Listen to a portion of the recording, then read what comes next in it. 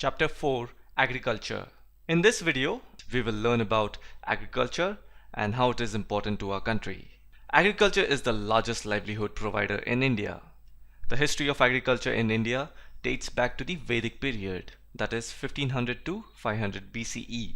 So this was the time when the Indo-Aryans settled into the northern India near Indus Valley, and their culture was sometimes referred to as Vedic civilization. Agriculture was first shaped in the Indian subcontinent during this era. Now fast forward today, two-thirds of our population is engaged in agricultural activities. There's a saying in economics, I don't know who said this, but it goes something like this. A healthy nation is a prosperous nation, and to be healthy, agriculture produces most of the food that we consume. Apart from producing food for the nation, agriculture produces raw material for various multi-million-dollar industries like tea, coffee, spices, etc. Just think about it, supporting so much of employment, and not to forget, many of these items are exported and that brings in a lot of foreign exchange. Just imagine how much agriculture is important. Now that we have a brief context regarding the importance of agriculture, let's move ahead and get to know more in depth. Here is a summary of the content in this video. Few seconds back, we learned the importance of agriculture and how a national economy is dependent on it. Let's move on to the second topic, types of farming. Agriculture is not something new. It's been carried out from ages. Hence, there will be significant changes in the way it is carried out. I'm talking about its procedures, techniques, practices, etc. Over the time, a lot of things changes, like the physical environment. Let's take an example of the weather. Weather is not the same today what it used to be thousands of years back. Similarly, today there is a massive technological boost in the agricultural sector. In order to use them efficiently, you have to be aware of its technical know-how. For example, today we have high-yielding seeds to grow crops quickly. These seeds produces more with less input. They do not require much water, they do not require much time. These innovations are possible due to genetic engineering, and one need to acquire the knowledge in order to make efficient use of this technology. So, based on such diversity, there are three types of farming, and they are 1. Primitive subsistence farming, 2. Intensive subsistence farming, and the last one is commercial farming. Let's get to know each one of them in brief. The first one is primitive subsistence farming. Now the meaning of the term primitive is having characteristics of an early stage. So the primary tools that were used for agriculture were hoe, dhow, digging sticks, and family community labors. Because today we have large machineries, but there are many parts in India where this kind of farming is still continued, where things are at its early stage. So most commonly this type of farming is dependent on monsoon, because that is the cheapest and the best way of getting water. So you cannot think about having a private channel from a reservoir for irrigation. And the second important thing is need to have a natural fertility of the soil. Again, you cannot afford to have fertilizers or high yielding seeds. No advanced methods, only traditional methods. So natural fertility of the soil is important. And then you need suitability of the environment, which means the mother nature should be happy. Again, you cannot have access to private rooms or freezers or some sort of a place where you can control the temperature. So in simple terms, we can also say primitive subsistence farming is also known as traditional farming, where there is no use of modern technology or method. Everything is of early stage. So slash and burn agriculture is one of the type of primitive subsistence farming. Remember that. There's another word to it. It's called jhum cultivation. It's mainly practiced by the tribal people of the northeastern region. So what they do is they clear the land, they cut down all the natural vegetation, they make it a flat plain land, they grow their food crops, and once they have done with the growing part, naturally the soil fertility will decrease. Then what they do is they burn the natural vegetation so that all the burn ashes of the vegetation will again make the soil fertile, and in the meantime they move on to the next piece of land. This decreases the land productivity, and this type of agriculture is not recommended. So I hope you get the meaning of primitive subsistence farming. Let's move on to the second one, intensive subsistence farming. So the meaning of the word intensive means intense, serious, or full-fledged. So in this type of farming, you make use of all kinds of facility that is available. That is intensive labor, then high doses of biochemical inputs, and the focus is always towards the higher production. However, there is one problem with this kind of farming. There is always enormous pressure on the agricultural land. Because a farmer would have limited piece of land, and due to family, economical or financial pressure, he has to continue to grow more and more crops so that he can have maximum output from that limited piece of land. So just remember the word intense, you will get the meaning of this type of farming. And the last type of farming is commercial farming. So the meaning of the word commercial is something that is associated with business. So when a particular crop is associated with business, I mean if you earn some sort of a huge profit by growing a particular crop, then you will use all kinds of technology, you will put in ample of hard work, time, effort, money, labor, everything. And the reason is simple, the output is going to be profitable. So this is the meaning of commercial farming. So the kind of inputs that we put in this kind of farming are, you will use high yielding variety seeds. So these are genetically produced seeds. So this kind of seeds produces more with less input. Then again you will use chemical fertilizers, insecticides and pesticides for higher productivity. Now rice is a very common as well as important commercial crop, because you and I, we do eat rice at least once in a day. So you do realize the demand of this crop.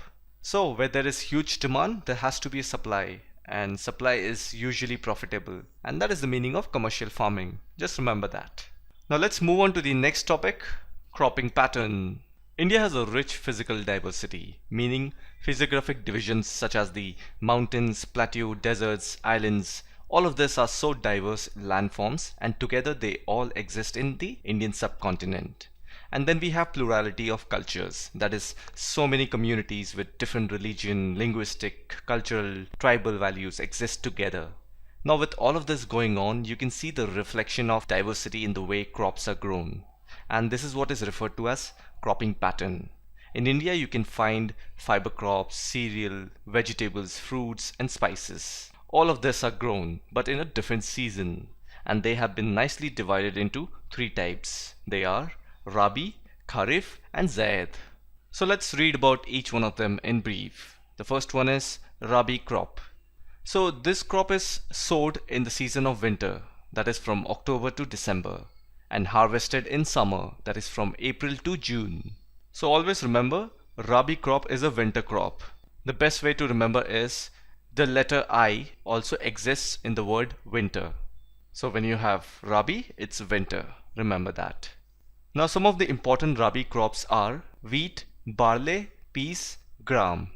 Now these crops are grown in the large part of India, especially places near north and northwestern parts, such as Punjab, Haryana, Himachal Pradesh, Jammu and Kashmir, Uttaranchal, and Uttar Pradesh. So remember, India has two types of monsoon, that is southwestern monsoon and then northeastern monsoon. So the second one, that is the northeastern monsoon, it occurs during the winter season. Therefore, this monsoon or this rainfall helps in the success of these crops.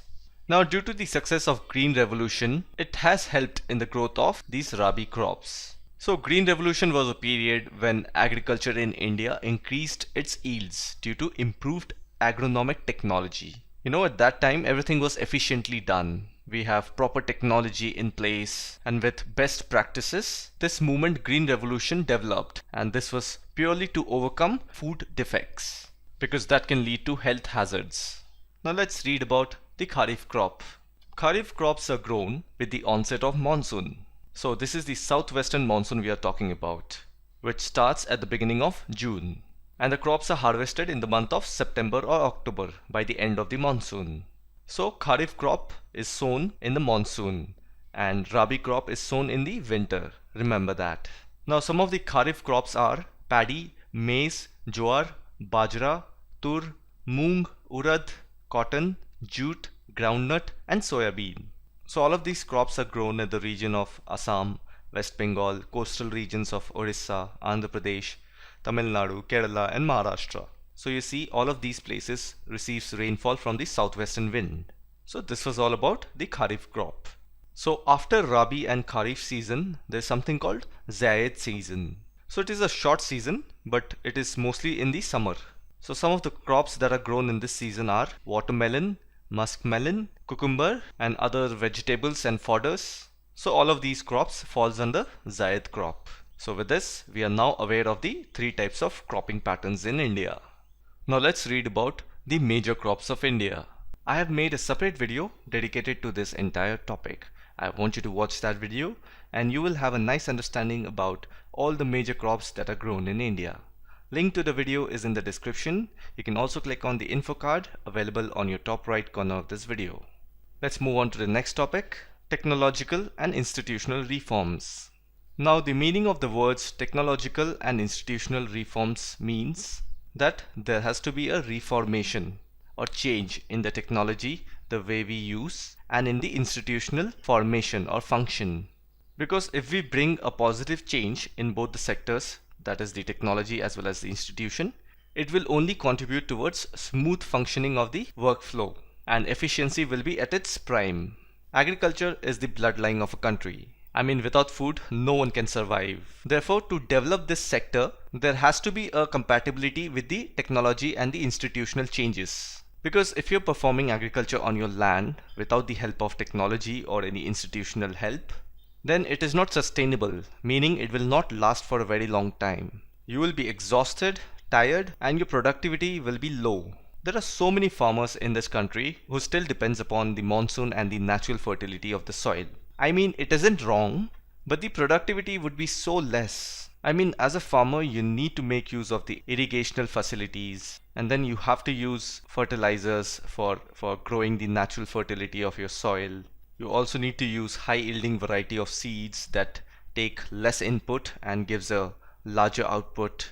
Because if you don't make use of all these new reforms, then it is going to be a serious challenge to the rising population. Because what happens when supply doesn't meet the demand? There will be all sorts of crises, and no country wants that. Therefore, the agricultural sector needs some serious technical and institutional reforms. So if you look at the first 5-year plan of our India, or for those of you who don't know what is 5-year plan, it is a government plan for economic development. So what they do is they decide and write it down all the things that they want to do for the next 5 years. Since independence, we have had 12 5-year plan. Anyways, so if you look at the document, you will find that there is a mentioning of institutional reforms and technological reforms for the agricultural sector. So what does it mean? It means that even the government is strong about adopting these measures so that they can improve the agricultural sector.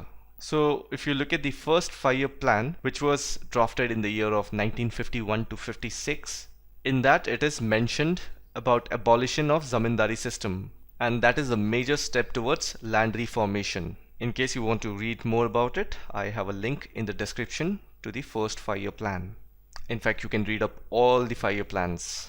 So some of the strategies that has been taken by the government of India in improving the Indian agricultural sector is Green Revolution and White Revolution. So these revolutions included both institutional and technical reforms. So some of the reforms were provision for crop insurance against drought. So just like you have an insurance for your car, here you have an insurance for your crop. Then you have the establishment of Grameen banks, cooperative societies and banks for providing loan facilities to the farmer. So every bank has a priority sector lending scheme. So it is an important role given by the Reserve Bank of India. So what happens in this scheme is the bank has to keep aside certain amount of money that can only be given to the agricultural sector or allied activities as loan. So this money cannot be given for any other purposes. This is only meant for agricultural activities. So these are some of the schemes introduced by the Government of India for the benefit of the farmers. And the next topic is contribution of agriculture to the national economy. Now we know that agriculture has been the backbone of the country.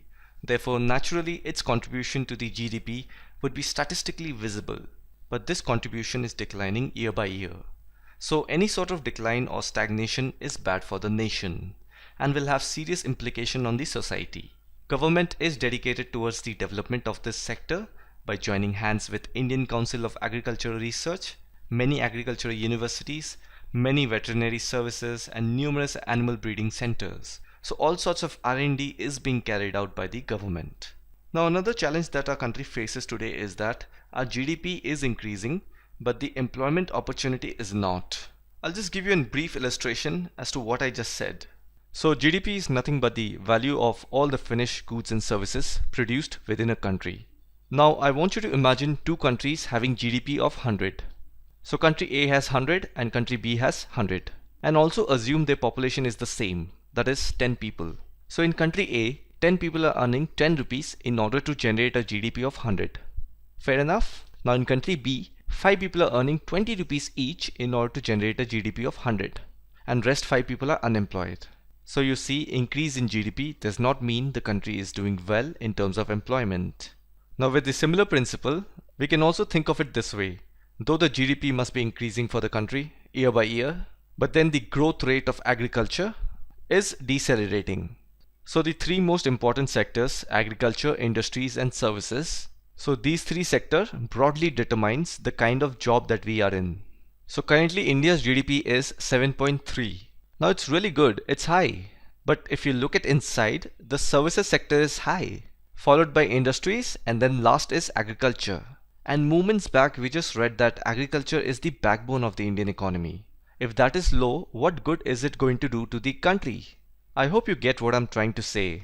And because of the increase in the services sector, a lot of things are being outsourced from developed nations to our country, including jobs, products, services, etc. And because of that, Indian farmers are facing a big challenge from the international competition. And then on the other hand, government is also not increasing the funding in the agricultural sector. And because of all of this, farmers are withdrawing their investment from agriculture. There are a lot of people who were farmers once upon a time. They have left the agricultural sector and have moved towards the services sector for employment. So just imagine if the entire population moves from one sector to another. It is going to be catastrophic. Though it may promise you comfort, job security and benefits, but we need sufficient amount of people at different sectors so that no sector is empty. Especially we cannot afford to empty the agricultural sector. It needs to be properly fed with investment. So this was the contribution of agriculture to the national economy. And the next topic we are going to read about is food security. So the meaning of the term food security is having reliable access to a sufficient quantity of affordable, nutritious food. Usually the countries with higher incidence of poverty do not have food security because there are many geographical, political as well as economical reasons. Apart from all of this, there are places which are prone to natural disasters and they are so remote that it's very difficult to supply food over there. Even such kind of places exist in today's world. So in order to deal with this problem, the government has designed something called National Food Security System. And it has two components. One is buffer stock and another one is public distribution system. So the meaning of buffer stock is keeping a large quantity of food in a storage or a warehouse.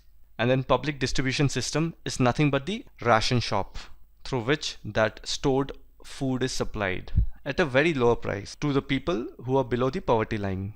But then to maintain such a huge stock of food, the government has to first buy those food from the farmers. And for that, government has fixed a support price wherein they will buy that grain in that particular price and then they will keep it in Food Corporation of India.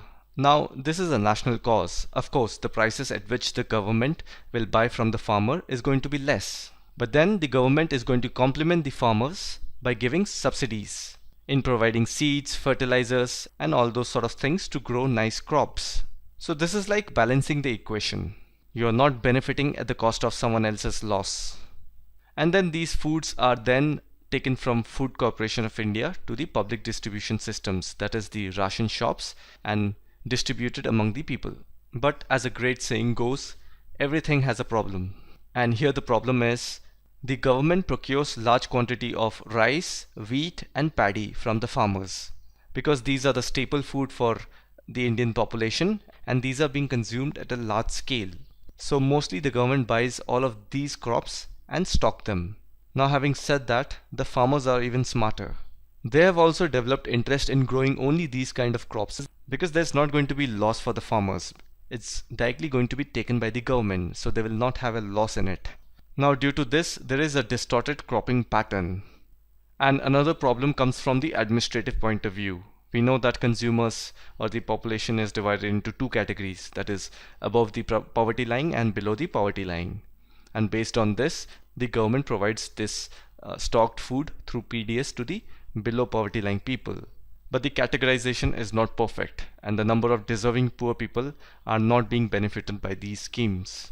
So even this problem needs to be addressed. So again, all of this problem can be only dealt if the government increases the investment in agricultural sector. Because the moment you create necessary infrastructures like irrigation facilities, availability of electricity, then it automatically attracts the private parties. Then the private party is going to invest huge capital in it. So capitalism does helps only if it is properly administered and monitored. Now apart from all of this, there are reasons like scarcity of water, then degradation of soil due to the overuse of fertilizer and pesticides, and declining productivity of land, and then farmers shifting from the food crops to cultivation of fruits, vegetable, oilseeds and industrial crops because of commercialization. So these are some of the problems that the government needs to address in order to improve the agricultural sector of a nation. And the last topic of this chapter is impact of globalization on agriculture. Globalization means when an organization develops international influence or starts operating on an international scale. So here we are going to read about how agriculture gained international exposure. So globalization is not something new for Indian agriculture industry. It's been happening since 19th century. When European traders arrived, they used to take Indian spices to different parts of the world, and the Indian farmers were asked to grow European crops. So all of this accounts for globalization. The British were attracted to the cotton belts of India. They exported heavy cotton raw materials to Britain, and due to which Britain textile industry flourished. And we have many more such examples of globalization. Now today, India is an important producer of rice, cotton, rubber, tea, coffee, jute and spices.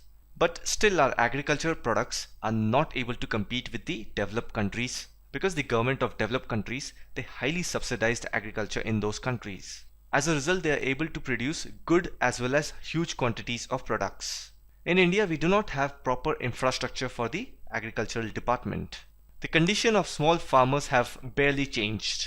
Our farmers are still fighting the most basic problems of agriculture like overusing of chemicals, land degradation and vanishing biodiversity. So all these initial problems, we are still engaged in that. So proper thrust should be given to the improvement of the condition of small farmers. So there is an old saying that success lies in small changes. Therefore the Indian farmers should diversify their cropping pattern from cereals to high value crops, because this needs to be done at the most basic level.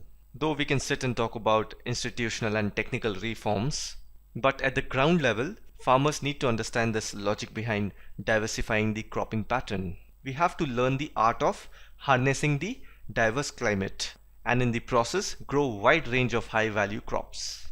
So with this, we have come to an end of this chapter. I hope you have found this video informative. If you enjoyed these videos and see a purpose behind watching them, please like the video and comment down below. Until then, catch you guys later and talk to you guys on the next one. Peace.